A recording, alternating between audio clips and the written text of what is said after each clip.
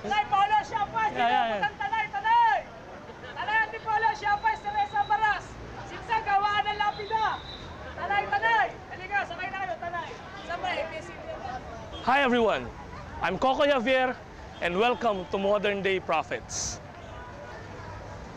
Here in the Philippines, we have different modes of transportation. Just like in any part of the world. We have the train system, we have the MRT and the LRT. We have buses, we have taxis, we have what you call a tricycle, just like what they have in Thailand. But one particular thing that we have in the Philippines, which is not present in any part of the world, is the jeepney. This is Filipino. This is Filipino ingenuity at its best. The main public mode of transportation in the Philippines.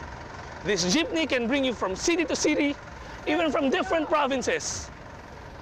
It is an accommodation, it is an innovation of the American jeepney that was used in the World War, and it was made into public transport by Filipinos.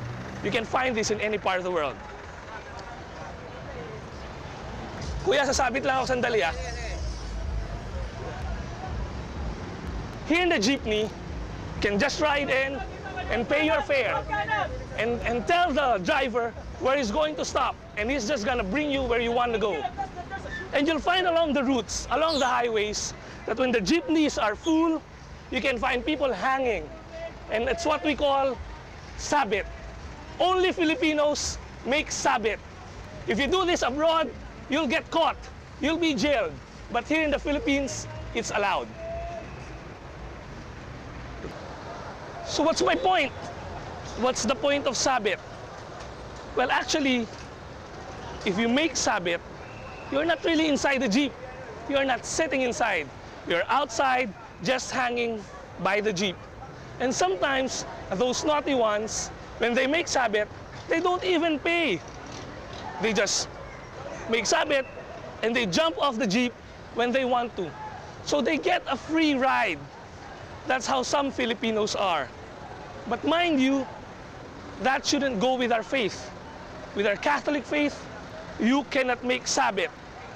Well, making sabit is just like being lukewarm. You're neither in nor out.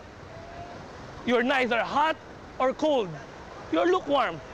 And what does Revelation say? If you're not hot or cold, if you're lukewarm, the Lord's gonna spit you out of His mouth. And that's such an embarrassing thing to happen to you when the Lord spits you out. So brothers and sisters, what's being called of us to do? We are called not to make sabit, but to really go inside, to make a firm commitment of the belief that we have in, our belief in our Lord Jesus, our belief in the Catholic faith. As we say every week in our Apostles' Creed, I believe in God, the Father Almighty, creator of heaven and earth. I believe in Jesus Christ. I believe in the Holy Spirit. I believe in the Holy Catholic Church. And this belief should be lived out fully. We should really go into our faith, live it out to its fullest.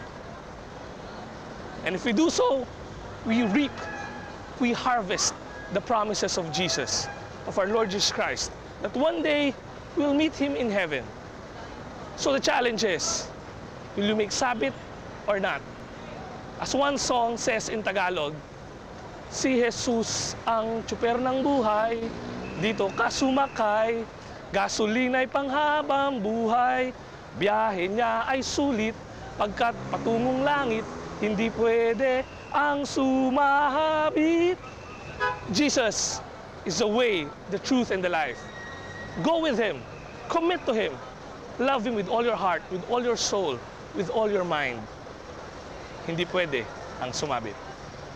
Once again, this is Coco Javier for Modern Day Prophets. Till next time. Sa internet to.